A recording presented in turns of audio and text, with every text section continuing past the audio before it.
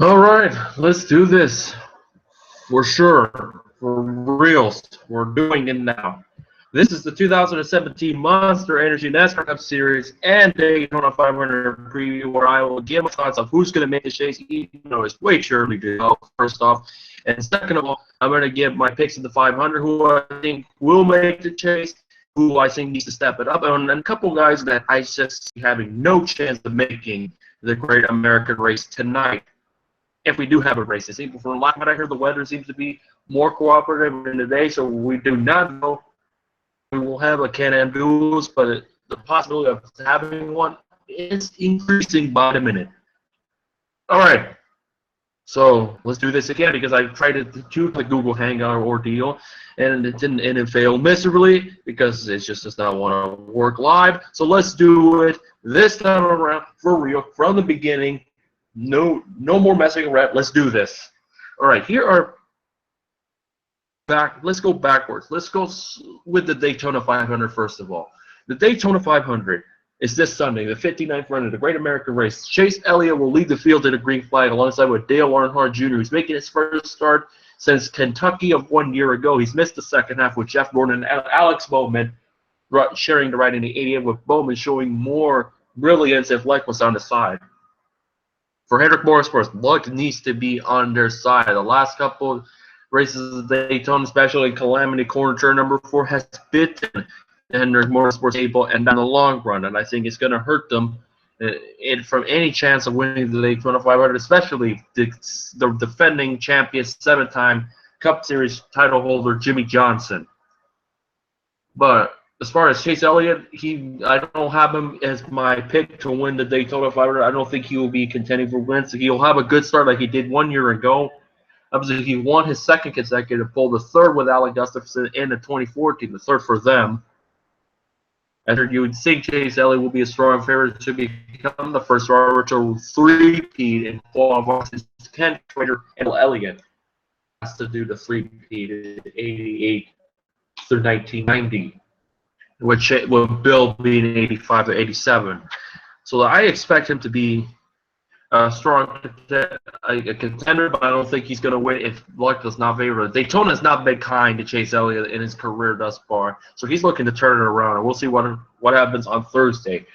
And then with Dale Earnhardt Jr., the many people's mind, when will be the next accident? Obviously, some people saying he should retire. He should not be in Cup right now. He should set out, let Alex Bowman prove himself that he's better in the 88 than Dale Jr. ever was.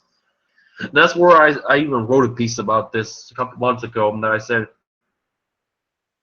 if Dale Jr. wants to race, let him race. Let him race. He knows his mind what to expect. He's been in the game for a long time now. He's entering technically his 19th season in Cup if you count 1999, but this is going to be his 18th full season. He's one of the last few drivers that debuted in the 90s when Michael Waltrip beat the last from the 80s. And after this Sunday, there will be no more 80s debut debut drivers. What I mean by debut drivers, I mean Cup guys that made their debut at a specific decade. Mikey's the last of the 80s. Like I even mentioned. I mentioned about this on my other videos that's no longer on this channel because obviously they only show less than an hour. I said he outlasted Mark Martin, he outlasted the Labonte brothers at this point, he outlasted them all. He outlasted Dave Marcus. Obviously Dave Marcus and Darren Labonte drove more years than that. He's outlasted a lot of guys that many people saw. Mikey outlasted all of them. Yeah, Mike outlasted a lot of people. He's not driven a full season since 2009. He's only driven the plate tracks. He had a couple of top 10s. I think it was in 2011. So I do not expect Michael Waltrip to win the 500, but I think Mike could be a contender if they're drafting and to see how he does tonight. If we have a race, most likely we will. If not Friday, we'll see how he does in the draft. But I think if everything goes well for Mikey, I think he's going to finish in this 500. But going back to Dale Earnhardt Jr., he's hungry, he's competitive, he has that passion, he has the motivation to succeed in this Cup series. He said he's going to wait and how he does before whether or not he wants to stick around with Hendrick Motorsports. If he doesn't not deliver, then obviously Junior will know, and that means Casey Kane will very likely keep his ride. and then I'll talk about Casey King in a moment. But Dale Earnhardt Jr., two-time Daytona 500 winner, 2004 and 2014. I think in his side, this could be his biggest chance to win again. And I think out of everyone that's won the last couple of years, he is one of the guys that I think that can get it done. But Calamity Corner, the performance of Hendrick has not been the greatest. Not even when Johnson won the championship last season, going into the playoff, before the playoffs, Johnson was so hit and miss. He was so inconsistent as far as luck and performances that people thought Johnson will be out of the first round. I think if I remember when I made my own predictions off air, I said Johnson will not make it in the first round. But then, like every other time when Jimmy Johnson has not so good runs going into the playoffs, he delivers. Always. You always expect Jimmy Johnson to deliver after finishing 10th and 11th the first 2 years of the playoff format that we are in today. So do not count out Jimmy Johnson at all in this 500, but I think Dale Jr. is going to be the best chance for Hendrick Motorsports, point blank, period. Besides Dale Earnhardt Jr., I think you gotta stop the Penske boys. I'm saying people saying Joe Gibbs, but I think for this case the Penske boys has a different number that Joe Gibbs may not have for right now. And I still firmly believe it's going to be a Penske driver winning the 500, and I think it's going to be a first-time winner in the 500. I'm thinking Brad Keselowski. Hate to admit, Penske has it. I know a lot of people do not like the Penske boys at this moment, but a lot of people don't like Joey Logano more than Brad. The Brad one kind of fizzled out, so I think. Logano. He won the 500 2 years ago in 2015. He won the Clash. So Logano going into the Can-Am Boost is trying to do something that has not been done since the Clash was implemented. To win the Clash, to win the one. No, I think the format I'm thinking is to win the Clash. No, never mind. I was gonna say he's trying to win the Clash, trying to win the duels, and he's trying to win the 500. I don't know what was I thinking. I was thinking of something with Dale Earnhardt 86 when he won the Sportsman 300, now known as the whatever the heck they call it, the 300 mile. I'm just gonna go with the Xfinity race. But yeah, Joey Logano is gonna be a premium contender to win the 500. I think this is his year to win the championship. I honestly believe, whether people will like it or not, it's gonna be a long season for all you Logano haters. By any means, not at all. I'm not the biggest Logano fan. I don't have him in my top 5 favorites by any means. But when I see performance-wise, non-biased, Logano has a different number than any other driver up there in the Monster Energy Cup Series. He has a different number than even with Brad Keselowski. I think this could be his best chance to win. And obviously, it's a tad bit much risky. Obviously, a lot of people did not like how Brad Keselowski acted when he had that infamous Sports Center interview 5 years ago. And obviously, it did not help him in 2014 when he pretty much became the biggest heel of the sport. And then, obviously, Kevin Harvick took it to another level a year later. But I think you got to stop the Penske boys. I see stopping the Joe Gibbs train. They did in the Clash, and they timed it really well. And especially Brad Keselowski had Hamlin did not pull that block where and in my eye, he was not clear. He was not clear. Looking at it very closely, he was not clear. Obviously, it's like AI movement like. It's for a video game reference for those who don't understand. Keselowski and Hamlin, obviously Joey Logano from out of nowhere went by all of them and won the race. But besides Joe Gibbs, I say realistically the Penske are the team to beat. We'll see what happens on Thursday. Like I said, it's really too early to tell, but I want this out before the duels actually takes place. So the best guys in my eye that will win the 500 are Dale Jr., Joey Logano, and Brad Keselowski. But in my eye, I think it's gonna be Brad Keselowski winning the 500. I think when it comes to sometimes it's his strongest suit, sometimes it's not, and that is his mental aspect of when to make the right moves and when to stay in line. You see, Keselowski proved that he can have his side of brilliance when it comes to making moves when he needs to, and he did. And obviously, it went to almost for to work perfectly. But if I had to pick one more guy that I think he's going to win the 500, I think I'm going to go with Denny Hamlin. Out of everybody everyone in the last few years that has a shot to repeat, he's the guy to do it. He's trying to be the first repeat first Sterling Marlin in 1994, and when he drove the Morgan McClure Kodak Chevrolet. The funny thing is, when Marlon won those, he won it in 2 different bodies. He won it in the Lumina in '94. He won it in the Monte Carlo in '95. Because obviously in 1995, the Monte Carlo was the new thing out there, and obviously people were when there's a new car, there's always some sort of fear of how they're going to do. I think the Joe has a different number than anybody. Toyota came. That I don't think it's going to be much of an issue with the new Toyota, but I think they're still going to be better. And obviously, Toyota trying to repeat from 1 year ago and be the manufacturer champion. But there's one thing that prevented them to have the dream season for the Toyota's dream season. Obviously, is the Cup Championship denied from. Carl Edwards was 10 laps away from winning the championship. He had the strongest car, but cultivate a dream season for Joe Gibbs, a dream season for Toyota. Obviously, the only thing that Toyota got out of it is the manufacturer championship and the dominance of Chevrolet, because the last time that Chevrolet did not win the manufacturer championship was in 2002 with Ford winning it. That's to show you how dominant Chevys have been as far as performance and wins. But Toyota pretty much sealed the deal at Homestead. Going into this race, I thought when Kenson won at Loudon, I thought it was over. I thought it was Toyota. They pretty much have the manufacturer championship locked up in the bag. No, they did not. And I thought it's going to be a Toyota driver winning the championship. I even said it's going to be an all Joe Gibbs championship 4. Obviously, it was not an all Gibbs championship 4 when Jimmy Johnson won at Martinsville. That prevented any chance of all 4 of them to make it. And I thought Carl was going to be the one out. But no, Carl, obviously he won at Texas and proved himself he got in, and obviously Carl Edwards is no longer in the series. But going back to Denny Hamlin, if there's one guy that that defines consistency, is Denny. When you look at his chase numbers last season, he has momentum. Momentum is on his side. With the exception of Talladega, where he finished out at 31st, if I recall. He finished outside the top 3. Obviously, it's known as the infamous sandbagging race for Joe Gibbs that they didn't even try to contend for wins except for Cobb was trying to get in to the next round. Denny Hamlin finished in the top 10 in 9 out of the 10 chase races.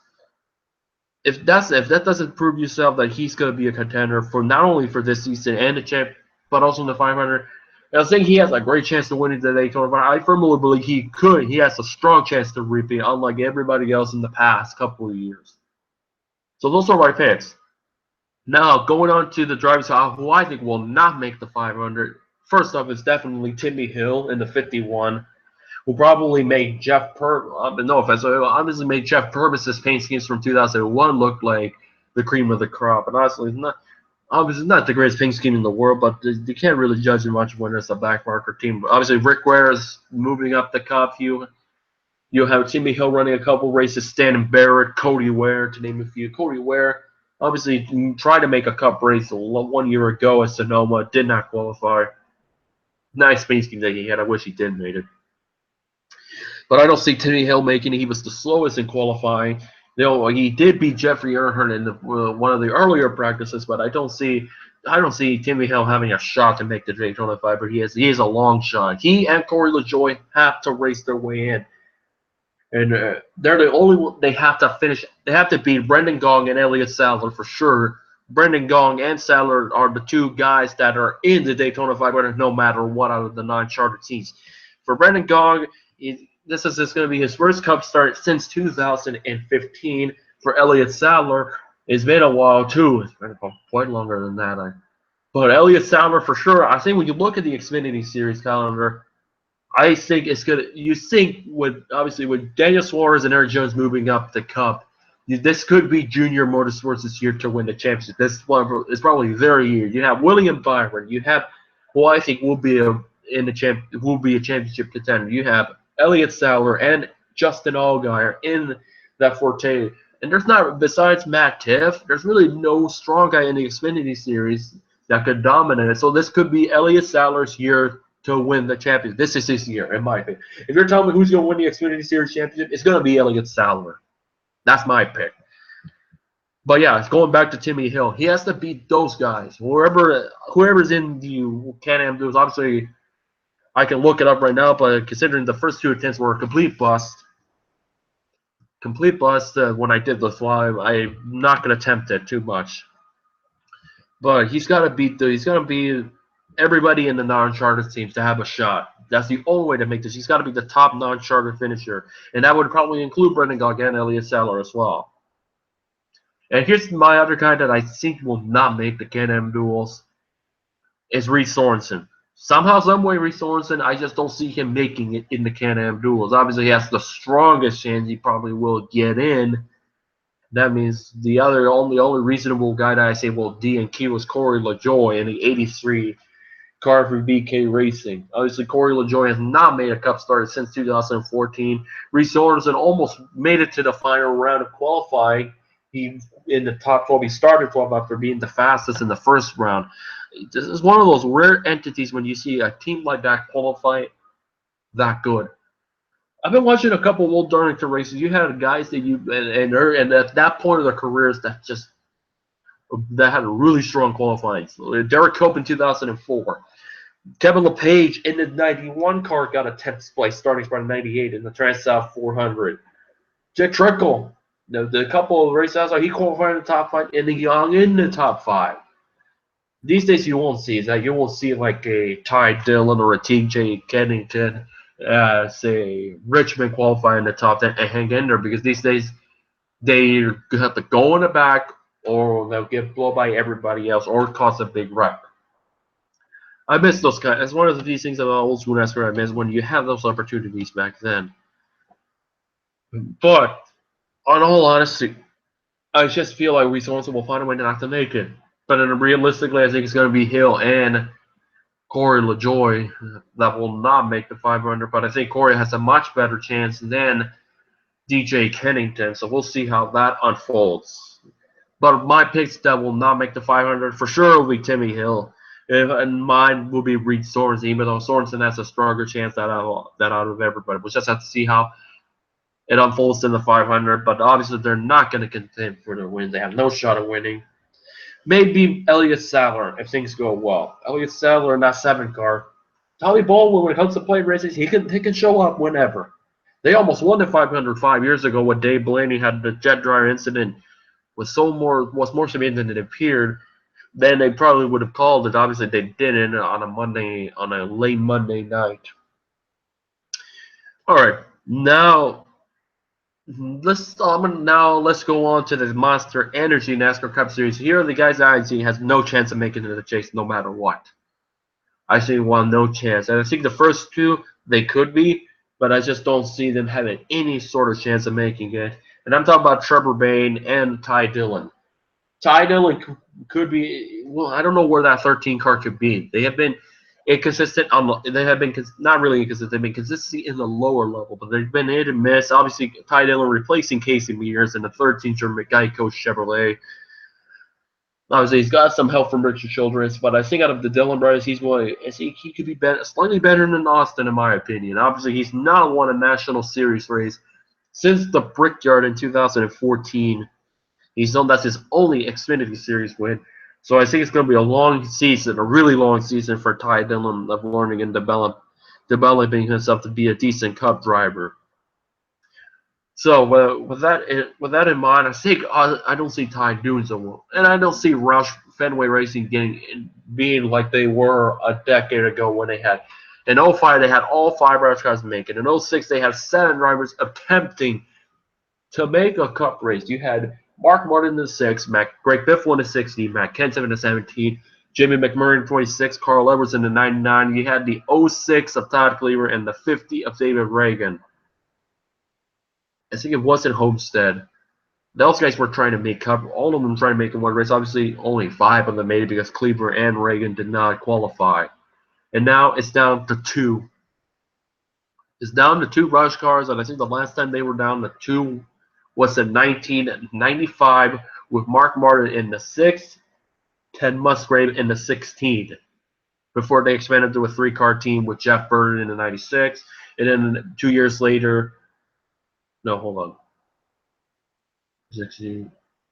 No, that would be 2 years later when then the next year I believe they went to the 97, I think 97 98 I know they were 5 cars in 98. Let's say that with obviously Johnny Benson in the 26 and Johnny Benson and Chad Little in the '97, and obviously they retained Musgrave, Martin, and Jeff Burton before Musgrave was sacked, and then brought in Kevin LePage to wrap up in 1998. Now they're down to 2 cars. They were Trevor Bayne and Ricky Stenhouse Jr. They're their sponsors. Greg Biff was out, and obviously they can put that 3rd car in of Ryan Reed in the '99 when they want to. But it does not help Bubba Wallace's chance of moving forward in the Cup. Obviously, he is with Roush. He's the only other guy that I think that will have a stronger season from a year ago. But I just don't see Trevor Bayne. Obviously, Trevor Bayne had his best season since being in the Cup and since joining Roush for no less. So I think he'd get better, but I don't see him making the chase. Period. And Ty Dillon's gonna have a lot of growing pains. And listen, let's off the record. Well, not really off the record. Let's be honest. That out of all the Twisted Tea Pasty ties is definitely the worst one of them all. It's something about how the Petties did it. It was just so much better. It honestly looked a lot better when they were driving it. I think it may have to do with the number font. It's just too white. It looked like they just slapped it in. Like it's like you're trying to create an NASCAR Racing 2003 season paint scheme for a mod that you're using, and you just plastered it in there. It needs more color. It needs an outline, a better outline, and it looks too big. So we'll see how it looks on the track. But I'm not a big fan of it, mostly because of the number fonts. It just looks too big and just out there. It's just out of the ordinary. But here are 3 guys that for sure have no making in that chase. And I hate to say this, Matt DiBenedetto fans. I like Matt DiBenedetto. I think the fact that he got it, that look here, this is a mind-blowing fact. Matt DiBenedetto had more top 10s than Danica Patrick. And there was somebody else that had somebody else that had no top 10s, as I mentioned. But for sure, Danica Patrick had no top 10s. And then the other guy that I will mention next, Jeffrey Earnhardt, led more laps than Casey Kane. Casey Kane led nothing. 0 laps. 0. Jeffrey Earnhardt led 2 in 2016. Casey Kane had none. Matt DiBenedetto had 1 top 10. That was at Bristol. Danica Patrick has 0. But Matt DiBenedetto finished 35th in points. Finished 35th. And he's driving the 32 car, and which very likely will end the 2-year battle of who's driving the 32. There's so many drivers. There's so many guys that driven the 32 in the last couple of years. Even before, even in 2013, there were so many of them. You had like Jacques Villeneuve, Bobby Labonte, Terry Labonte, B.J. McLeod, Ryan Preece. I'm pretty sure DJ Kennedy might have driven one. Doubt it, but I don't think he did. Who else we had? Josh Wise. Now Matt DiBenedetto, Jeffrey Earnhardt, Jeb Burton. There's so many guys in that 32 cars, more than when the 98 had the 8,000 drivers in 2004. But Matt DiBenedetto he's driving a car was pretty much essentially became the 26 when Jeb Burton was driving it 2 years ago. It's going to expect to be more than 5 laps down on a regular basis. But I think Matt DiBenedetto, hopefully Matt DiBenedetto keeps it less than 5 laps down on a regular basis to constitute to be a good season for him. I think Matt DiBenedetto is a good fit for them. I think he'll be a little bit better than the 35th in points, but not by much. But he's not going to be in the chase. Jeffrey Earnhardt definitely not making the chase. He's driving the 33. He's done it the absolute hardest way. Obviously, he has the name that you think it will help him, but it's not been the case thus far in his career. Honestly, I don't think he minds it too much. He wants to prove himself that he can make it without the machine or the system to help him. Obviously, gotta stop saying that 8,000 times. But you can always expect. There's not many drives. Obviously, the name helps, but I don't see Jeffrey Earnhardt having any chance of making it any chase. And I think he's gonna be in the same role 1 year ago. Be probably last car running on a regular basis. But it depends how the attrition rate with the 5-minute rule, and obviously if you go to the garage, you're done. There's no chance of going back. Jeffrey Earnhardt could get himself a couple top 20 finishes throughout the season. It depends how much the attrition rate grows. which I firmly believe will definitely be the theme of the year. The attrition rate will definitely increase. So don't count out Jeffrey Earnhardt getting a top 20. I'm not saying he's going to be awful. He's just not going to be contending for wins. He's going to be NASCAR running on a regular basis. But this season, with this new rule, I think it will benefit him that I see him getting a top 20 finish at least twice. You heard it first. Top 20, Jeffrey Earnhardt twice. And the guy that I mentioned when I was talking about Alex Bowman that should not be in Cup, you have one. He has driven on. He started his engine 112 times. He is still yet to get his first top 10.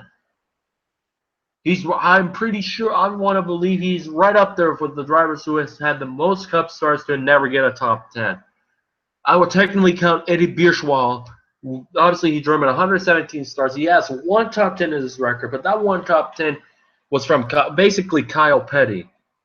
Bierschwal started the race in the 89 Daytona 500, and Kyle Petty took over shortly thereafter. I think he took over immediately and got in the top 10. So you could say that's incredible. Kyle Petty for Bierschwal's only top 10 in his career, but besides that, he did not finish the top 10 on his own the other 116 times he's driven the car.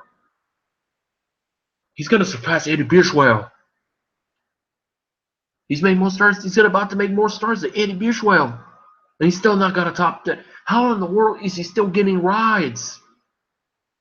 He left from another mediocre team, another backmarker team, to join basically a backmarker team. Obviously, it helps that he drives the Ford. He drove the last couple of races, including that infamous Homestead race in the Xfinity Series for TriStar Motorsports. TriStar has been in the game for a long time. This is the same team that Loy Allen drove years ago. This is the same team that's trying to make their first Cup start, and that will make their first Cup start in a few years when obviously Alex Kennedy drove the 19 car.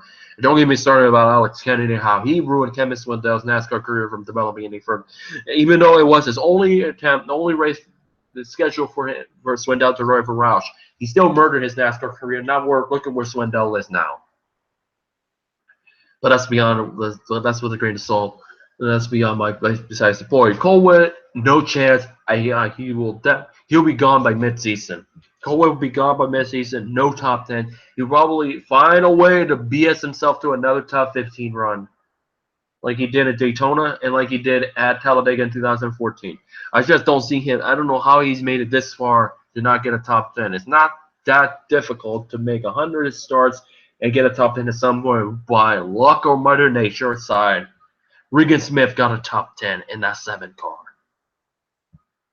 At Pocono, obviously by pit stops and all that really helped them. Because like Colwell, he'll be gone by midseason. Put somebody reasonable that could get it done and probably get a top 10. Obviously, probably not Bowman, because obviously Bowman has put himself up there that he probably would like to be in a competitive ride sooner than later.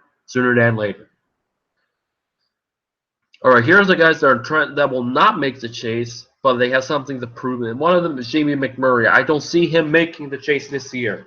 He'll be just short. I said I have 14 drivers that will make it by wins and 2 of them by points. It's been the theme of the first couple of years with this format. I think it's going to be harder this year for McMurray to make it in the chase for the 3rd straight year in a row. But do not count him out when it comes to the big paying races. Do not count him out. Never count out Jamie McMurray in the Daytona 500. I think he has a good shot, but he's going to be a long shot as far as the dark horse is concerned. But he's going to be just short of making the chase because I say this is the year for McMurray. This is basically a do or die season for McMurray once again. He's got to deliver. He's got to come out there and start winning. He's not won since 2014. It's been a long time since he's won. So for McMurray, he needs to get going.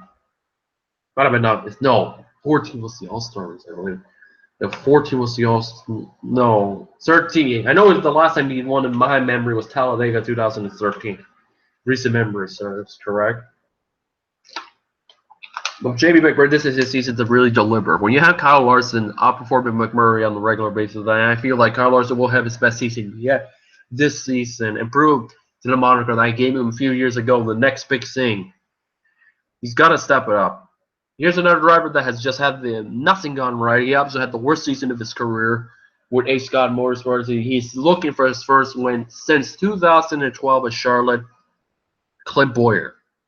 He's taking over Tony Stewart's number 14 car. He's in a Ford. The first time in his career, he's driving a Ford in the Cup Series. He had his worst season, period.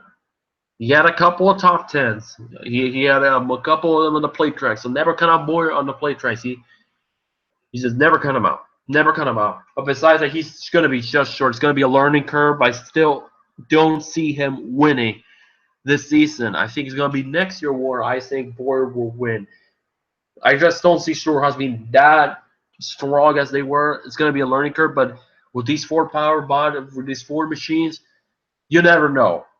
But I think compared to Gibbs and compared to Penske, they're going to be third in that department. They're going to be Hendrick on a frequent basis. But I think Boyer is going to be just short of winning. He's going to have some strong runs. He's going to have his best season. I think if anything else, he'll be 17th in points. And then he's going to be 17th in points. But I don't see Boyer being in the chase. But if he does break the long winless streak, then for sure I see Boyer making it deep into the playoffs. We'll have to wait and find out. And then I put this next driver at number 15, something Michael Waltrip and something to prove. Just trying to prove one last time that despite having a lot of controversy in his career, despite making it longer than many people thought he would, especially after 2007, Michael Waltrip brings passion. This is going to be his 30th and final. This is going to be the 30th anniversary of his first Daytona 500 in 1987. He's going to take the green flag for the final time, if I remember, the 784th. I think he has the most. I want to believe he has the most starts under 800.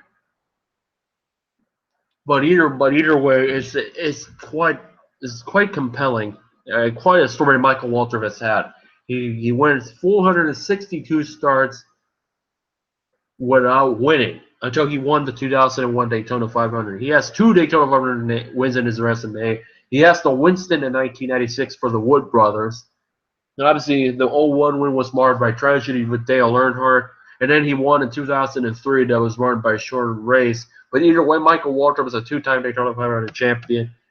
He's driven the plate track. I think in my eye, he has something to prove that he can get at least a top 10 and be someone in the hunt in this year's 500. We'll have to see how he does in the duels first to prove anything else. But I see Mikey.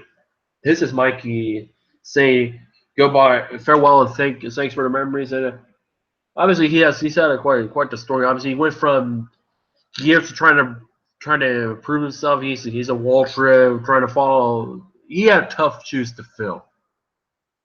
Obviously, being the brother of Darrell, who had 84 wins, a 3-time champion, the man in the early 80s. And then obviously Dale Earnhardt was the man of the late 80s. When he's had quite a compelling career. I have his book somewhere, and I want to finish that book that I think it's been a good 5 years that I have not read the book. I want to finish it because the stuff that I read the stuff that I read a long time ago in high school, somewhere in the house, somewhere in the garage, buried somewhere, unfortunately. No, I know a lot of people don't like Mikey for what happened at Richmond, or obviously they find him annoying in commentary. Some people say he's much annoying than Darrell. Some say he's less annoying than Darrell. But either way, I think for Mikey, it's been one heck of a ride for Michael, and I think if he gets a top 10, I will not be mad about it at all. And I think he has a good shot if he stays out of trouble. AJ Allmendinger, that's another guy that needs to prove himself. I think if there's anybody that I think that I don't have in my chase grid, that I think I gotta stop calling it the chase grid. It's the playoff grid. If there's somebody that will make the postseason, but I feel like a couple races will dictate whether or not he'll make it. That's AJ Allmendinger. I think he definitely can make the playoffs if he wins at a road course or at Richmond. Maybe Bristol as well. I think this could be the best year for Allmendinger to win a Cup race for the first time since Watkins Glen in 2014. I think it could happen on an oval. AJ Allmendinger is one of those guys, along with the next driver that I will discuss, that I followed his entire career, basically. He came from Champ Car, dominating the Ford side, then struggled horrendously. People thought Allmendinger was going to be gone by the end of 07 and never heard from again. Allmendinger has been the hell and back, obviously with the infamous suspension in 2020 when he was driving for Roger Penske. And then obviously getting the ride for JTG Darn to revive his career, improve himself. He's a competitor, a fierce competitor that just wants to win. He has that passion. He has it. It reminds me of Johnny Sauter it reminds me of Johnny Sauter. He has that passion of winning. And anything else, anything less than winning, it's just nothing. It's a loss to him. This could be the year that I think Allmendinger will for sure break through and have a better campaign in 2014. But she just needs to put consistency and stay out of trouble as much as possible and have a competitive car. And I think they're going to struggle. They're going to struggle, but I think they won't struggle too much. I think for Chris Buescher, he's going to struggle quite a bit. He's not going to make the chase. That's for sure. Out of the guys that made it last year, they'll definitely not make it this year. It's Chris Buescher. I think he's going to. I think that year he's trying to see to prove himself that when by the time he joins Roush, and mostly police sponsors to keep him so he can jump ship to Roush in the future because that's probably their guy going forward. That he's trying to prove himself. This is the year for Allmendinger. It's kind of a do or die season for him too. He wants to deliver. He wants to prove himself that he does belong in Cup. That he lost a couple of guys just by the share of how much of a wheelman he can be. And I think Allmendinger, this could be his year of winning again. But honestly, if things do not go well, and see how he does in the first couple of weeks, he's not making the chase. But he has a lot to prove. And quite honestly, I think he's gonna have I will not be entirely. I'll be shocked if he has like an Elias Sauer 04 season. But honestly, I will not be surprised either. I think he could have. He has the capability to do well. He's made that team something for sure. He's made that team into something compared when he took over Bobby Labonte's ride in 2013 going into 14. I think this is Allmendinger's chance to prove himself. He does belong in Cup even more by winning on an oval, something that Juan Pablo Montoya was never able to do. And I still think Juan Pablo Montoya is one of the best drivers since 1990. Since 1990. When you look at his credentials outside of NASCAR, when you look outside of NASCAR, he proved himself in NASCAR. He won 2 races. Obviously, there were roll courses. He proved that he could be competitive on an oval. He made the chase. He made all of that. But I think Allmendinger. But going back to Allmendinger, I don't see him making it if he does not win on a road course or he does not win on a short track. I think if there's one chance for Allmendinger to shine, it's on the short tracks. And then the next guy that I alluded to, Michael McDowell. He has confidence. He had probably his finest season in NASCAR. He had 2 top 10s. He's going to run the entire schedule for the first time in his career without sharing it, without having to sit out due to another driver sharing the car. That's been the theme of his entire career, or not failing, making the field, or only driving a part-time schedule. Then this is his first season, and for sure, Michael McDowell will run without any driver sharing it. The most he's ever driven since 08 for sure. He's going to eclipse that. If things go well. Michael McDowell had 2 top 10s. And he had 2 top 10. He had a 10th in the 500. He had the 10th at Homestead. He started and ended the season with a top 10. And Michael McDowell with the Homestead, when he did it in the 59 car, the backup Le Mans Racing team. And this is the thing about Le Mans Racing. I think out of all the underfunded teams on the mid package, on the back markers, I think Le Mans Racing team will be the future.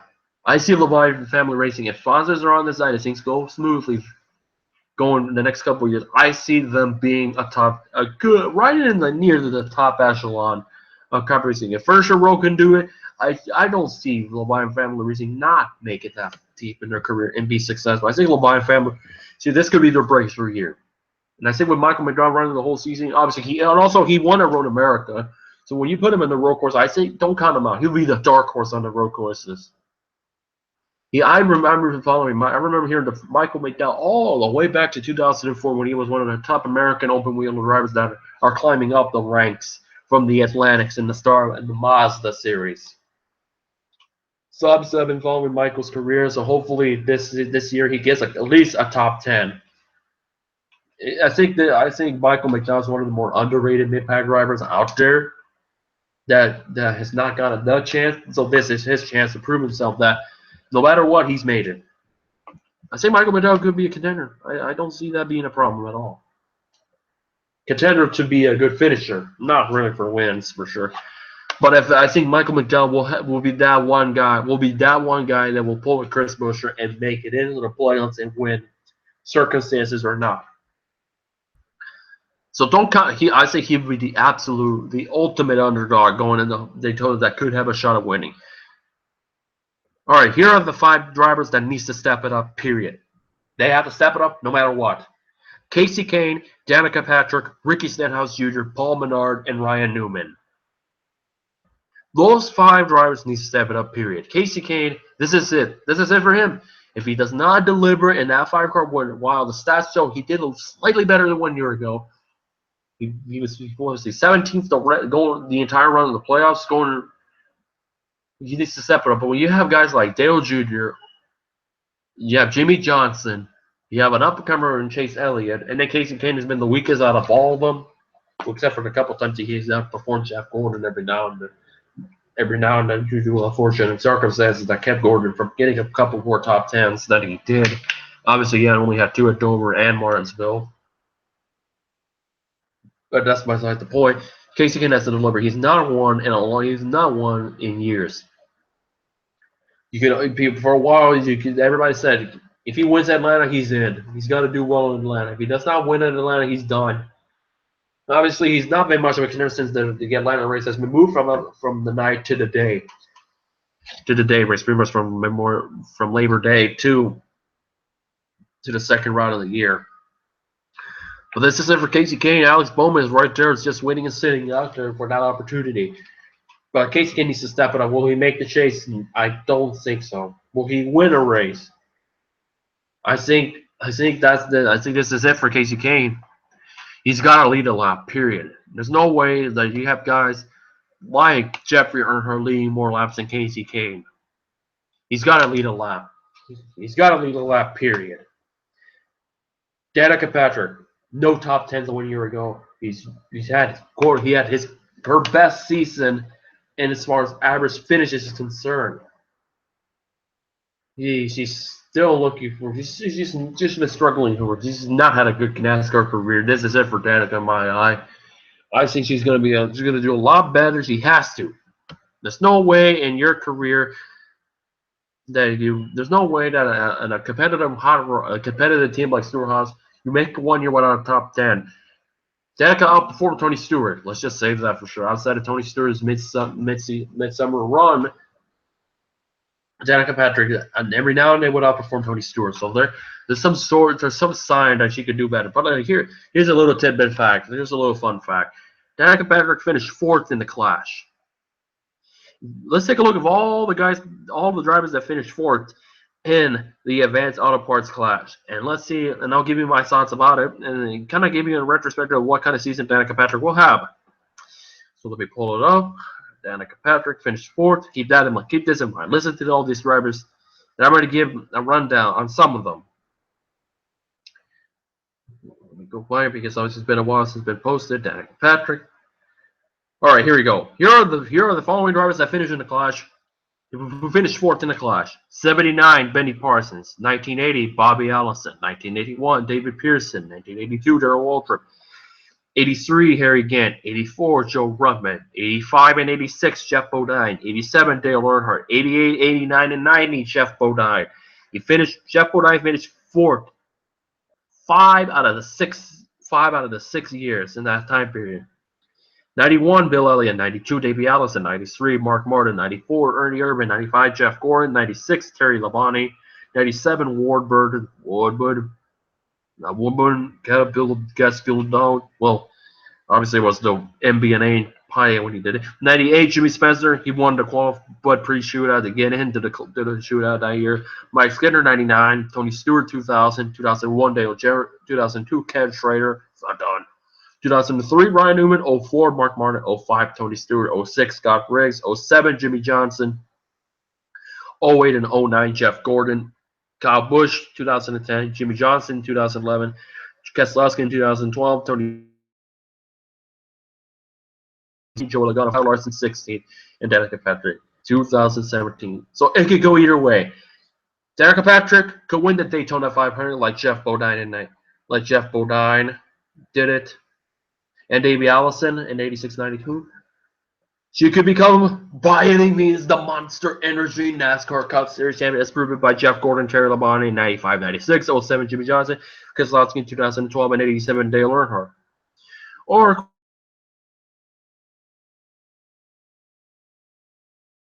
flip over Stewart and Dale Jarrett in 2000, 2001, or quite frankly, fail to qualify like Scott Franks in 06, even though the fail to qualifying is not going to happen because she's obviously in a short team. It's Stewart Haas.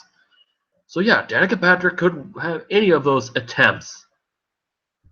She could have those. She could have that kind of season. Look at what I just mentioned. But yeah, Jeffrey Bodine from 86 to 1990, he finished 4th. 85 to 1990. Dale Earnhardt was the only driver to finish 4th, not named Jeffrey Bodine in 87. He won the championship. Danica Patrick, behind those numbers, could win the championship for all we know. Obviously, it's not going to happen. She'll probably have a Ken Schrader season in 02, and that's about it. But I firmly believe Danica Patrick could win. You never know. When it happens, there's going to be a major uproar in NASCAR. All right. Speaking of Danica, here's the next driver that needs to step it up point blank period. It's Bus House, as I like to call him. Here's why I call him Bus House. It pains me to say Bus House, and I'm talking about Ricky Stenhouse Jr. in the 17. Obviously, he won back-to-back Xfinity Series champion, then known as the Nationwide Series. He won back-to-back, the first since Martin Truex Jr. in 04 and 05. I had high expectations for Martin Truex to win. Not Martin Truex, Ricky Stenhouse to win already. In his career, 148 starts. He has 7 top 5s, 17 top 10s. He had a 19.6 average finish, a 17.4 average start. Qualifying's getting a little bit better. But it pains me that Ricky, he obviously statistically it was his best season. He can only step it up from here on out. Ricky Stenhouse just needs to step it up. Period. He needs to get it. I want to see Ricky Stenhouse get 10 top 10s. I want to see him get that many top 10s. He's just shy of not making the chase. But if he makes the chase by points and he has a strong season, then maybe there's a sign of brilliance that Ricky Stenhouse is meant to stay for Roush Miller. He's on the threshold of being out. I think he's out. He and Trevor Bayne, Stenhouse is the guy that probably could be out in the future. And he needs to step it up. Ricky Stenhouse, I have so much high expectations. I do not like calling him Bust House. I don't. It pains me when he has this year of bad luck and poor finishes, and that's been the theme for Roush. Because when you win that many championships, you're supposed to deliver. Obviously, you had other champions in the Xfinity Series that kind of had those kind of runs, like Randy LaJoie. I think he's better than Randy. I think he can be a better Cup driver than Randy. He's shown some of it, but he needs to do it a lot more on a consistent basis. So he needs to step it up, period. Otherwise, if he does not, he will be, in my eye, top 10 bust of all time. Top 10 bust of all time. He will not be the top. He'll be right around the middle or in the bottom tier of the top 10. He's right up there in that bust category. If we're talking about drivers that had success in other cities, but it was a complete utter fail. Jack Sprague is higher than Ricky Stenhouse, just for the record. Paul Menard and Ryan Newman. Those are the other two that I have that need to step it up. Paul Menard and Ryan Newman, they need to step it up. It's been over 5. It's almost going to be 6 years since Menard won the Brickyard in 2011. Ryan Newman, it's been since 2013, the Brickyard 400 that he won a race. It's been since 2013 since he won a pole. 51 career poles, he's not won a pole, and he's not won a race since 2013. Ryan Newman, he almost won the championship in 2014. The last couple of years, he's been a little not so competitive. Richard Jones has not been that competitive. Obviously, Austin Dillon was the best of Richard Childress cars. Those two guys that I mentioned, Menard and Newman. Paul Menard had his worst season in a long time. I think I mentioned it in my failed attempts. In 2000 and since Robert Yates in 2009. Paul Menard had his worst season statistically in a long time. He's usually really good in the first third of the season. getting a couple top tens then and there, but he did not do that well at all. Paul Menard was probably one of the more disappointing drivers in 2016, and he has to step it up. Period. No, he needs to really be contending for top tens on a regular basis. Otherwise, he's running out of time. Obviously, sponsorships and family finances does help him to stay for a long time, but this is his do or die year for Paul Menard too. And same for Ryan Newman. He's trying to break a couple more droughts, and I say Newman needs to really be competitive. He needs to be competitive and just be the dark horse. He needs to start competing for wins. Obviously, Shoulders is not there at all, other than the 3 car. But he's not gonna. I don't think he's gonna make the change, but he needs to really deliver. Same with Menard.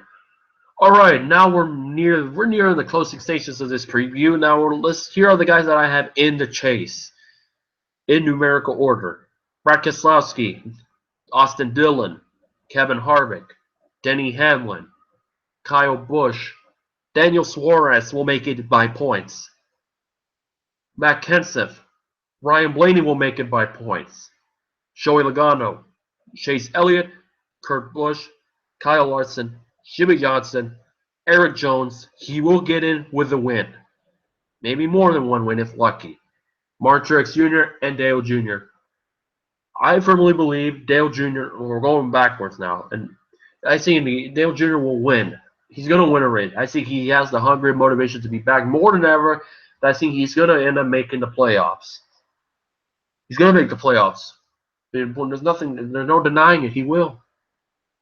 Martin Truex Jr., if there's one guy that had a disappointing end of the chase more than anybody else, is definitely Martin Truex Jr. When he won 4 races last year.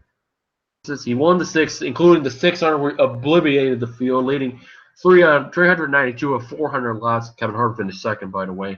Not many runner-up finishes from Harvick this season compared to the first 2 at Stewart-Haas. He won the 7500, he won the 600 like Carl Edwards 1 year ago. I mean, not 1 year ago, 2 years ago now. He has momentum on the side, but the thing he needs to clean up, and the only way that will prevent him from Martin Truex Jr. from winning the championship this season is pit stops, bad restarts, and engine problems. If you're talking about one driver that needs luck to be going his way more than anybody else that I think is going to win the championship, it's definitely Martin Truex Jr.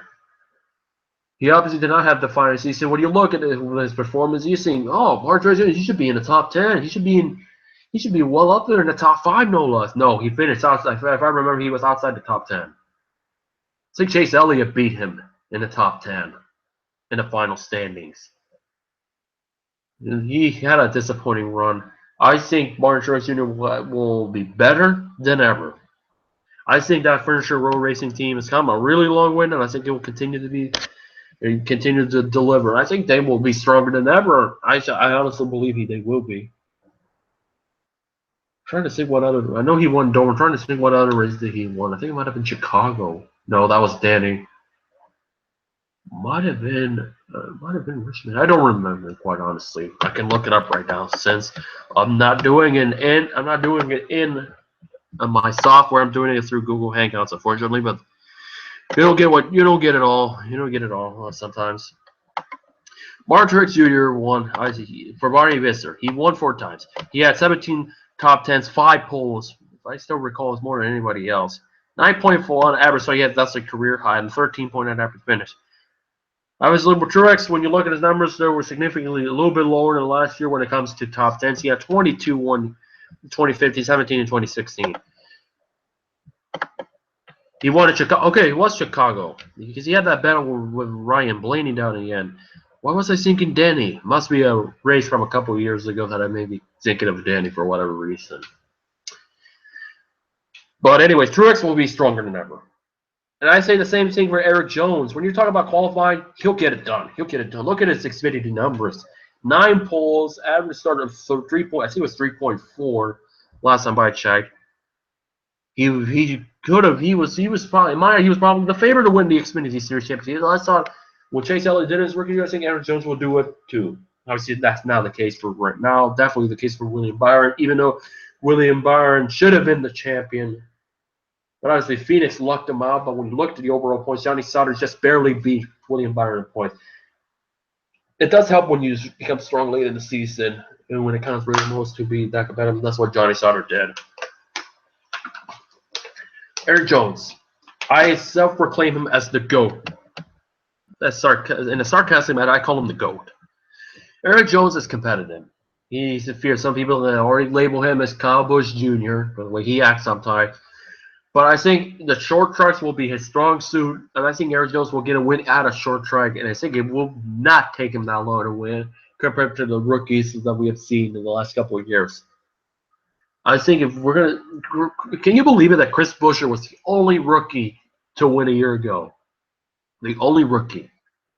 I think this season we're going to see Eric Jones win in his rookie year, no exceptions. If he does not win, I will be sorely surprised. It's a new team. It's a new team for sure. I will not be we should not be too surprised if he does not come out of the game competitive, but he's got to be. As Eric Jones, in his first season in the Truck Series, he won the championship. In his first season in Xfinity, he almost won the championship. He finished in the top 5 of the standings. So I do not see Eric. I think it's going to be hard for Eric Jones to have that kind of success. But if he stays mature, stays calm, and hopefully don't have a Rob Moroso kind of mentality, which I don't see him having at all. For a long time, he will definitely be the future for sure, along with the many other drivers that I have in this playoff. But here we go. 7-time champion Jimmie Johnson. Will he win an 8th this year? No. Not saying it because for the longest time I was not a Jimmie Johnson fan. I just don't see him winning an 8th championship right away. If you look at his numbers in the regular season, he could have that kind of season again, or he could have the best season start to finish in a long time. He needs to have that kind of season to believe that he can win an 8th championship. Obviously, the chase is when he sparks it up more than any other time in the season. When it comes to the most, that's been their mentality. It's always been their mentality, going back to 2004 when they had a good showing in the early stages, but they're not showing until the very end. And they had if I remember, they had like ADNFs that year, going in 2004. Johnson will be competitive as always. The Super Jimmy, he'll have at least one Super Jimmy kind of a race. Now here's what I describe as Super Jimmy being: dominates the race, wins in a reasonable margin, like probably about a second. The 24 car struggles, a caution for debris, and there's something else. Jimmie Johnson takes the lead. Period. That's what constitutes. That's what I describe a Super Jimmy race. That's mostly I said it with Jeff Gordon because usually when he does well, Gordon does not. But Jimmie Johnson will be in the chase for sure. But I don't think he's gonna win the 8th championship right out of the gate. If there's one guy that I think that's going to have his breakthrough season more than a year ago, is Kyle Larson. Kyle Larson is here to stay. He finally got that monkey off his back. He finally won a race. He finally won a race in Michigan. He beat Chase Elliott. He finally do it, and I think after finally getting that win, he's gonna win more. He's gonna win more. I firmly believe the kind of rivalry, the competitive rivalry that's lacking badly in NASCAR is going to be between him and Chase Elliott. And last year, we saw some of what we could expect in the future. Elliott and Larson battling for a win. Look at that showdown race, the final segment. It's the Sing of Legend, and it's kind of like brought me back to what Ricky Craven and Kurt Busch had done with the 03. And oh, by the way, a Blaney finished third in both of those races with Dave in 03 and Ryan 1 year ago. But yeah, Kyle Larson, I think he's going to be a competitor. I firmly believe he's an early contender to be a championship 4. But boy, if he gets to that championship 4, watch out, because when it comes to Homestead, he should have won. He should have at least had one Homestead win. He should have. But I firmly believe if he makes it to that championship 4, I will not be too surprised. And here's a bold prediction for the season: Kyle Larson wins the championship. He wins it at Homestead. That's the only way he'll win the championship. If he wins at Homestead. No, that's the only way he'll win at Homestead. Gotta make it to the championship 4. Gotta make it to the championship 4. And then boom, Kyle Larson wins the championship because he's so good at Homestead. He's due for a win there. But here is the next guy on our list, Kurt Busch.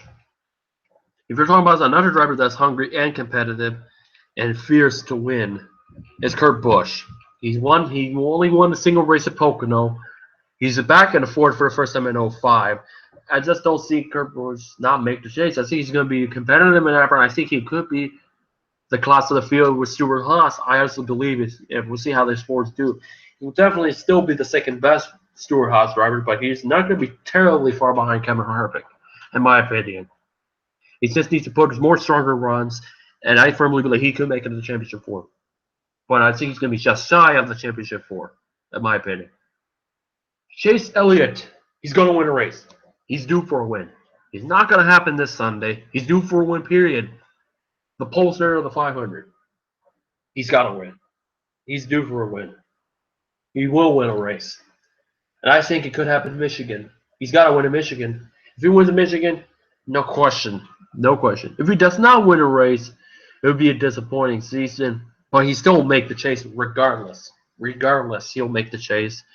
Even if it's the only guy that is still looking for that one win, he'll make the chase. I think, and here's the funny thing, there's no longer the chase, and I still call it that way. It's going to take me a while to get it comes to calling it the playoffs. I'm the one saying playoffs every now and then one's in the word chase. Elliott will make it. I think he'll have a much stronger season than he did. He had a good season. He had a really good season. But I think he'll be better coming into 2017. And now the drivers that people love to hate, the man that people love to hate, Joey Logano and the number 22. Joey Logano, I like him or not, he's going to be a contender. I just think this season, this could be his year to win the championship. He's definitely definitely one of my picks to win the championship. I think when you look at his numbers the last couple of years, outside of Kevin Harvick, he's had a lot of great runs. He usually shows up in the top 5. He got the wins, a lot of top 10s, strong qualifying. He pretty much has the package. But obviously some maturity and some of his driving style and aggression have rubbed people the wrong way. You can safely say the Penske boys are the bad boys of NASCAR now. Except Brad is being viewed in a lower light compared to Joey. Some people say Joey Logano does not deserve it. He's just so damn. He's the luckiest driver in NASCAR history to get this opportunity. He should have been out of the Cup since 2011. There's so many people that would say that, but at the end of the day, Logano is going to be competitive. I firmly believe this could be his best year to win the championship. He finished. He runner-up in points. The 2 times he made it in the championship four, mistakes cost him an opportunity. The pit crew needs to step it up. The Penske has one of the best pit crews out there, period. They've had a history of it. They were one of the best pit crews out there. And I'm trying to make this as non-biased as possible, because if it was biased, I would definitely say that I do not want Logano to win the championship. He will not be my number one choice. But I'll try to keep it at a non-biased point of view as possible. I think Logano, you cannot deny the fact Logano's going to be a contender to the championship, whether it's by luck or whether he's just there in the right place, right time. He's going to find a way. He's been competitive. He's been a strong driver. Obviously, he's becoming now the modern day, the new Jimmy Johnson, the new Jeff Gordon, as far as a lot of people do not like him when it comes to competitiveness and winning, or in some instances, aggression. But Joey Logano is going to be up there. I think this could be the year. This is his championship to lose. I'm openly going to say this is his championship to lose. Here's another guy that I thought was going to win a Cup race 1 year ago, but shit the bed in 2016 in the second half. We're only getting 2 top 10s, including Michigan. And that's Ryan Blaney. Terrible, miserable second half for Blaney after having a strong first half of the season. I think if he could get the second half, now that he's coming back to tracks he's already driven at, he can only get better. He has to get better, and I think he could win it. I think he could win the race. And honestly, I think Kentucky could be one of the best tracks he could get that one win, like has been alluded to him these days. But I think Ryan Blaney will have a much better season than his rookie year. But I firmly am afraid that he could have a sophomore slump as well. But I don't see that happening. Excuse me. I don't see that happening for Ryan Blaney. I think Blaney would be competitive, be a contender for wins on an occasional basis. The man that people think should retire next. He should have retired. He should retire. He should retire. He should retire. He should retire. He's done. He's washed up.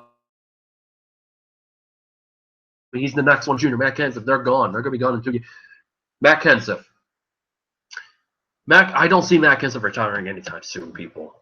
I don't see him retiring anytime soon. Matt Kenseth is probably gonna be the one guy that will be competitive in his late 50s. It's gonna be Harry Gant. He's gonna be Bobby Allison competitive. I don't see Kenseth retiring anytime soon.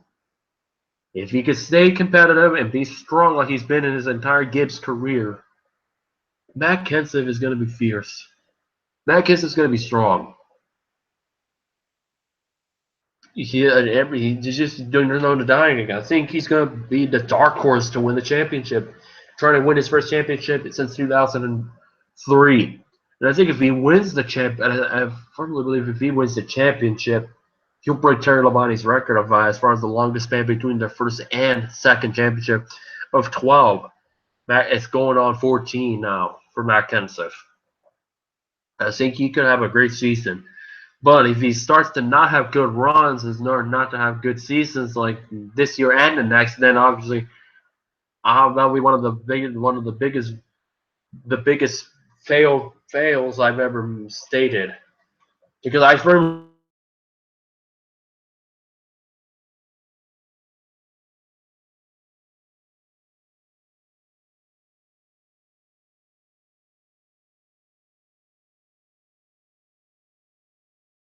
another contending for wins.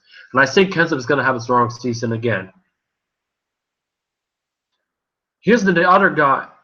Oh, and I mentioned about Ryan Blaney. If he does not win, he'll get in by points. Guy that I think will get in by points that I don't see him winning right away, and that's Daniel Suarez. He's a quick learner. He's the one guy that I fear that it's the season with the series has been. He's going to be gone in a few years. He'll be the one out. You'll be falling into obscurity.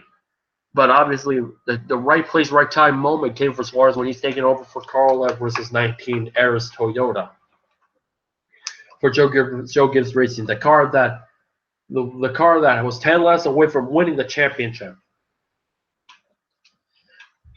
He's gonna have some growing pains along the way, but I think with that car being good as it is, I think he's still gonna be competitive. Daniel Suarez is a quick learner. He obviously didn't have the greatest moments in the Xfinity Series in his rookie year, but he got better and better as the season progressed. And I definitely see that being the case for Daniel Suarez. He will look at his stats. He won at Michigan. He won at Dover. He won at Homestead. He was a good car in Homestead. The only guy that I felt like that could beat Suarez for that championship was Elliott Sadler. He was right up there. Justin Allgaier had some sort of shown some brilliance, but that's not the case. When you look at Daniel Suarez's stats, obviously 27 top 10s, 19 top 5s, 3 wins, 3 poles, average start of 3.9, average finish of 8. Finished on a lead lap in all but 5 races. I think if he can have those similar numbers, but not similar numbers, I think Suarez could have a shot at making it into the postseason. He has a shot, in my opinion. But the thing is, when it comes to the top level, it seems like that's where all the Hispanic drivers seem to have the hardest time, is winning. With the exception of Adrian Fernandez and Michelle Jourdain. Even Michelle Jourdain, I would not put Michelle Jourdain up already. We look at drivers from Mexico and top series levels. Daniel Suarez is trying to, I think it might be right in this department. Daniel Suarez is trying to become the first driver from Mexico to win in a top level series since I believe it was Michelle Jourdain Jr. I have a firm belief that Daniel Suarez could be Adrian Fernandez type. That could win races, that could be a championship contender every now and then, that could be competitive and fast. Obviously, it's different. Kart and NASCAR are completely two different entities of racing.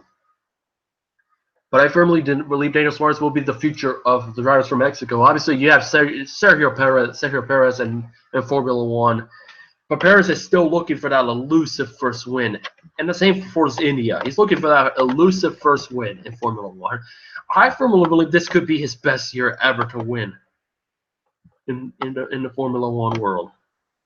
No, when you look at it, he's driven 114 races, 7 podiums. He had his best season of his career with an 8.6 average finish and an average start of 9.8.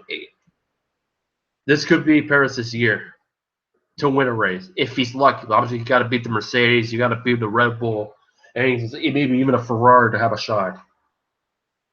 But going back to Daniel Suarez, it's kind of a wish. I think I'm happy that he's made it to Cup. Yeah, I'm happy for him. He made it to the Cup Series because I thought he was not going to get that shot unless, say, Furniture Row expands to a third car. 2 is asking for it right now, too, honestly. But Daniel Suarez will make the chase. I don't think if he were to win this season, I think it may take place late in the season, very late in the year. But Suarez will make it in. I think because the way his mindset is, I think he'll adapt to it really well. I think he's going to be a great Cup driver in the future, if he does well this year and the next. That's an only if. Next driver, Kyle Busch. He didn't deserve the 2015 championship. He only won it by luck. Kyle Busch I think he proved people wrong that he was a championship contender, and he was last year. He put up some good numbers. And I think it will just only continue. And I think Kyle Busch winning that championship once again for the second year in a row shows that he's going to be a contender. I don't think he'll be winning the championship per se, but I think Kyle Busch will be strong once again. All the Joe Gibbs cars will be strong this year for sure.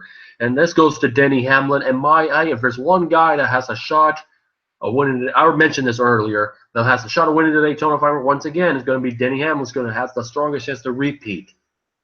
And I think this could be Denny Hamlin's year.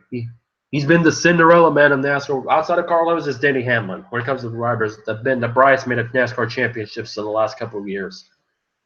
Obviously, the ultimate bridesmaid is Mark Martin. If things go together, Denny Hamlin is going to win the championship. He has all. There's no reason why he does not win the championship this year. Obviously, Penske's is going to be the big distraction of Joe Gibbs for preventing Hamlin to win the championship. I think out of all the Gibbs guys, it's going to be Denny Hamlin that's the strongest chance to win the championship. He finished 8th. He finished 31st at Talladega, but every race in the postseason, he finished in the top 10. His worst finish was 9th. You think when you look at his numbers, you think he should have been in championship 4. But it comes to show you consistency does not reward you every now and then, and it comes to show you that you can finish in the top 10 every race. You still will not make it to the next round. It depends on who else that you're ahead wins. I think in Hamlin's case, the drivers that he was ahead won when he didn't, and that hurt Denny Hamlin. But I think if he has the best overall car, he has the biggest momentum going into the season with those kind of runs that he had. Now he just needs to win on a regular basis too to be in contention for that championship. But if I were to have to pick a regular season champion, I think he will be right up there. I'll tell you who I think is going to be the regular season champion in a moment. Kevin Harvick is the next guy. I call him the beast incarnate, obviously due to the fact that he and Brock Lesnar have the Jimmy John's deal. I think it's not going to be for the first time since joining Stuart Haas, he did not make it to the championship 4. He had another strong season, but also he was kept out of being a premium championship contender where he had a couple of DNFs. I think this season he'll continue to show his dominance. I think he needed that Phoenix win to be in that championship 4 runs ago, but he was not a contender at all. Alex Bowman was a contender. He was a dominant car that day, not Harvick at Phoenix. People slowly forget about the little things. Alex Bowman was the strongest car at Phoenix, not Kevin Harvick. But Kevin Harvick won a couple of races, of course, there's no denying. And I think Kevin Harvick will be a strong contender once again, but it's just a matter of how the Ford does at other tracks. It's too early to tell, and I don't have him as my championship pick right now. I don't have him as my championship pick. Here's some people call him the ultimate dart, the sleeper of the 500 Austin Dillon, and the number 3. Austin Dillon is going to make the chase once again. I like to call him Mr. I Could Win an Xfinity race after 2013 because that is true. Ever since that winless championship in 13, he's won how many races in Xfinity? About a good 4 or 5 times. It bothers me a lot when he wins an Xfinity. People get bothered with Kyle Busch winning an Xfinity. I get bothered when Austin Dillon wins an Xfinity, knowing that goose egg in his championship season in 13. It does bother me when he wins. Kyle Busch, whatever. I think he's run those many races to surpass Richard Petty for most national wins all time. So Kyle Busch, the last time I checked, he's in the 150s to 160 range. But Austin Dillon, I think he's gonna find a way to win a race. He's snuck his way to the round of 8. No, the round of 12. So I think Austin will have his breakthrough year. I think this could be his breakthrough year when he could finally make it to the victory lane. So there's no denying that Austin will be a contender to make the playoffs. And then the last guy, Brad Keselowski. I talked about him a little bit when I talked about the Daytona 500 and the maturity level. He's going to be a strong competitor. Not as strong as Joey Logano, but I say he will contend for wins. He will wave that flag and do the Polish victory lap. Hopefully the win is not against him like it was in Las Vegas. Well, Las Vegas, but I think when it counts most, he knows when to deliver. You don't see that very often when there's somebody. Well, obviously you have Kevin Harvick, but you don't see that many guys that can deliver like that when it really counts the most. Unlike, yeah, I think it's Keselowski, Joey Logano, Jimmy Johnson, and Kevin Harvick that are really good at delivering when it counts most. So there you have it. Here are the guys that I have making it to the postseason. Keselowski, Dillon, Harvick, Hamlin, Busch, Suarez, Kenseth, Blaney, Logano, Elliott, Kurt Busch, Kyle Larson, Jimmy Johnson, Eric Jones, Truex, and Earnhardt Jr. I'll mention Kyle Busch again in case I didn't, probably. Those are the guys that I have in my grid. Here are the guys that I have out in the first round. Who I have out in the first round. Ryan Blaney, Eric Jones. Hate to say it, I think Jimmy Johnson will be out in the first round. And Daniel Suarez. So then the guys that I have out in the round of 12. Austin Dillon. Hate to say it, Matt Kenseth. Chase Elliott. And Kurt Busch. Here's who I have in my championship 4. Denny Hamlin, Joey Logano, Kevin Harvick, and Martin Truex Jr. Those are my championship 4 picks right now. Hamlin, Logano, Harvick, and Truex. Sounds like a carbon copy from a couple of chases ago, doesn't it? And as far as my guy to win the 2017 Monster Energy NASCAR Cup Series Championship, I'm probably going to go with, I think, if everything goes well with this one guy, everything falls together the right way, I think this could be the year for Martin Truex Jr. to win the championship. This could be the year. If it doesn't go well, then it's going to be Joey Logano. It's my second choice. So you got to stop the Penske boys, you got to stop the 78, and you got to stop a couple of those Gibbs guys to win the championship this year. And I think the Hendrick Motorsports stable will have a tough season ahead. They'll have a good season, but as far as the championship 4, I don't have them making it right now. That's why I say it's too early to call this our predictions. That's why I call it a preview, because it's what I expect. So there you have it. I have Martin Truex Jr. as the champion as far as winning the Daytona 500. I have Brad Keselowski, the man to do it overall. But here's a little fun thing I want to do before I wrap it up. The 10 bold predictions. 10 bold predictions in the Daytona 500. The first bold prediction that I have is Daniel Suarez will win in his debut. Yeah, I have Daniel Suarez winning in his Daytona 500 debut. Number 2, there will be at least 2 blowovers, and they will constitute Matthew Benedetto and Ricky Stenhouse Jr. Bold prediction number 3.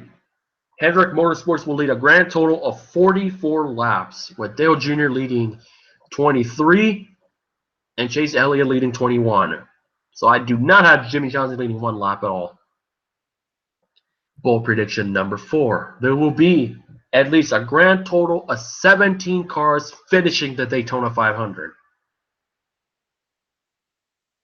Bold prediction number 5. At least 3 drivers will be a victim of the 5-minute rule or too many men over the wall soon. And I think the victims are going to be Casey Kane, Elliott Sadler, and Martin Truex Jr. Bold prediction number 6. We will not have a caution until the end of. We will not have a caution at all in the Daytona 500 in the first 180 laps, not counting the segment cautions. We will not have a caution until lap 180. Bold prediction number 7. Danica Patrick will not only win the Daytona 500, she'll lead the most laps. Bold prediction number 8. The Joe Gibbs Racing Team will have no Joe Gibbs car finishes in the top 10. Bold prediction number 9. We will have 2 red flags, and one of them will involve a safer barrier and or a fence being damaged. And the spot of the fence being damaged, either turn 1 or turn number 3. And the final bold prediction of them all, Michael McDowell will win the Daytona 500. And he will do it on a last lap pass. Bold, isn't it? Alright, in my top 5, here's my pick 5 for the 500 that will probably definitely change by the end of the night or tomorrow, depending on how the weather cooperates, which likewise, it should be okay. Here are my top 5 picks. I have Keselowski winning at number 1, Jenny Hamlin number 2, Joey Logano number 3, number 4, Kevin Harvick, and number 5, Elliott Sadler. Those are my top pick 5 picks. Don't go with those picks, by the way. You can have your own picks. Anyways, for those and anybody bother to watch it in the future, in the next couple days or hours, tell me who do you think is going to win the Daytona 500, and who's going to win the championship, and also who makes the championship 4. Hopefully you enjoyed this review that took me 2 previous attempts to do. This time for reals, I made it through. I will definitely not make a 4th attempt for sure. That's why I'm doing it through the Google Hangouts, just to get over this mess. So until we meet again, enjoy the Can-Am Duos and enjoy the Daytona 500. So until we meet again, have a good rest of your week. And as always, keep it real, everyone.